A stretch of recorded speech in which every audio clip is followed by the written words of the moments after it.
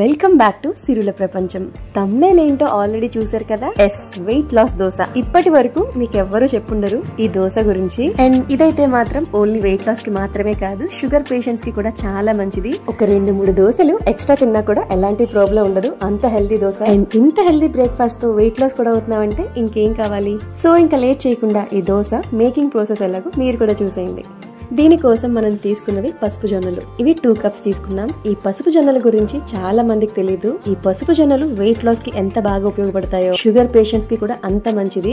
ఇదైతే gluten free food. Blood లో sugar levels ని పెంచే గ్లూటెన్ అస్సలు ఉండదు ఈ జొన్నల్లో. ఇంగ్లీష్ లో అయితే ఎల్లో జోవర్ అంటారు వీటిని. సో 2 కప్స్ జొన్నలకి 1/2 కప్పు మినపప్పు అంతే. ఇప్పుడు ఇది వాటర్ వేసుకుని బాగా వాష్ చేసేసుకోవాలి. అండ్ దీంట్లోంచి వచ్చిన వేస్ట్ అంతా పడేయకుండా మొక్కలకి వేసేసుకోండి, చాలా మంచిది. అండ్ అంతేకాదు, ఇంట్లో ఆవుల్ని గేదెల్ని పెంచుకుంటే వాటికి కూడా హ్యాపీగా పెట్టుకోవచ్చు, చాలా బలం ఈ వాటర్ అయితే. సో అస్సలు వేస్ట్ చేయకండి. అండ్ ఈ వీడియోని అయితే మీరు ఎక్కడ స్కిప్ చేయకుండా లాస్ట్ వరకు చూసేయండి. ఎందుకంటే ఈ వీడియోలో వెయిట్ ని మెయింటైన్ చేసుకోవడంలో నేను ఫాలో అవ్వే చిన్న చిన్న టిప్స్ మీ అందరితో కూడా షేర్ చేసుకుంటాను. So don't skip the video.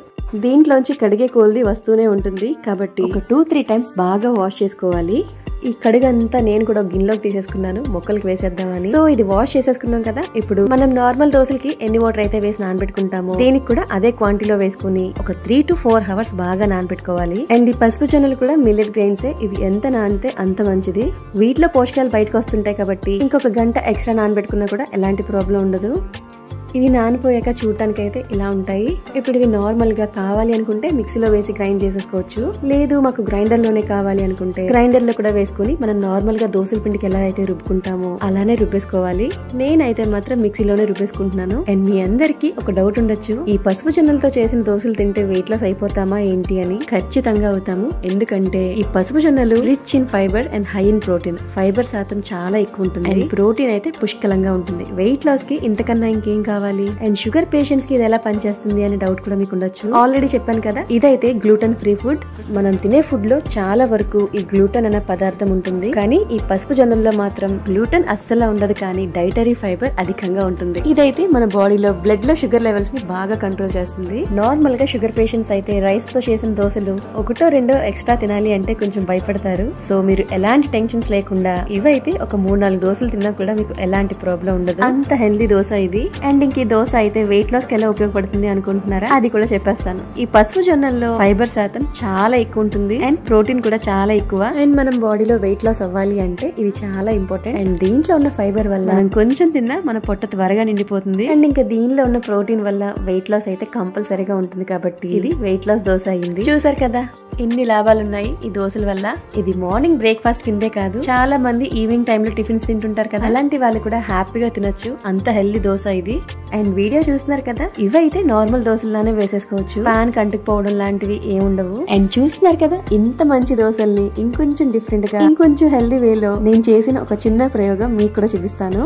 Normal గా దోశలకి చాలా మంది పైన కారపొడులు జల్లుకుంటారు కదా, ఉల్లి కారం కొబ్బరి కారం అనుకుంటూ. మరి నేనైతే ఏం వేసానో తెలుసా? Flax seeds powder. రీసెంట్ గా నా షార్ట్ వీడియోస్ లో పోస్ట్ చేశాను కదా, అదే ఇది. అండ్ ఈ ఫ్లాక్ సీడ్స్ వల్ల ఎన్ని ఉపయోగాలు ఉన్నాయో ఆల్రెడీ చెప్పాను కదా. మన బాడీలో ఏజింగ్ ప్రాసెస్ ని తగ్గించి యంగ్ గా ఉండేలా చేస్తుందంట. మరి ఇంత మంచి హెల్దీ పొడి ఉన్నప్పుడు మన కారపొడి ఎందుకు చెప్పండి? డైలీ రైస్ లోకే కాదు, ఇలా అప్పుడప్పుడు దోశలు వేసుకున్నప్పుడు కూడా ఫ్లాక్ సీడ్స్ పొడిని ఇలా కారపొడి చల్లుకున్నట్టు జల్లేసుకోండి. టేస్ట్ అయితే ఎక్కడా తీసిపోదు, దోశ కూడా కమ్మగా ఉంటుంది. అండ్ ఈ ఫ్లాక్ సీడ్స్ తినడం వల్ల మన బాడీలో కొలెస్ట్రాల్ ని కంట్రోల్ చేసి వెయిట్ లాస్ లో ఇవి కూడా ఒక చిన్న రోల్ ప్లే చేస్తాయి. సో ఇది కూడా మన బాడీకి మంచిదే. అండ్ ఈ దోశ అయితే నా కోసమే వేసుకున్నాను. అండ్ ఇంకా లేట్ చేయకుండా ఇది టేస్ట్ ఎలా ఉందో కూడా చెప్పేస్తాను. అన్ని చెప్పింది కానీ వెయిట్ ని మెయింటైన్ చేసే టిప్స్ చెప్పట్లేదు ఏంటి అనుకుంటున్నారా? కంగారు పడకండి, అది కూడా చెప్పేస్తాను. నార్మల్ గా నేను అయితే ఫుడ్ ని చాలా ఇష్టంగా తింటాను. ఏదైనా నచ్చిందంటే కొంచెం ఎక్కువే తింటాను. కానీ ఆ నెక్స్ట్ మాత్రం ఒక 1 or 2 మీల్స్ ని స్కిప్ చేసేస్తాను. అంటే మాక్సిమం 1 లేదా 2 పూటలు ఏం తినకుండా కంట్రోల్ చేసుకుని ఓన్లీ వాటరే తాగుతాను.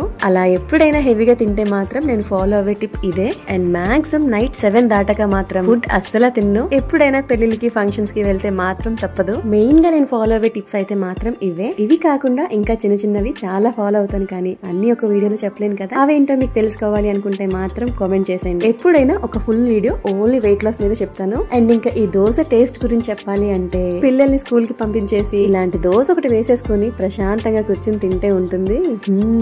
నాట్ మై వర్డ్స్, నిజంగా దీని టేస్ట్ కూడా చాలా బాగుంది. మరి ఇంత హెల్దీ అండ్ టేస్టీ ఫుడ్ తో వెయిట్ లాస్ కూడా అవుతున్నా ఉంటే ఇంకేం కావాలి. సో మరి లేట్ చేయకుండా మీ వాళ్ళందరికీ కూడా షేర్ చేసేసి నచ్చితే కనుక లైక్ చేసేయండి. అండ్ దోశ ఇడ్లీలోకి మెయిన్ ఇంపార్టెంట్ ఏంటంటే చట్నీయే కదా. ఆ చట్నీ కూడా ఎక్కువ క్యాలరీస్ లేకుండా తక్కువ క్యాలరీస్ తో ఉండాలి అంటే నాలా ఆనియన్ చట్నీ చేసుకోండి.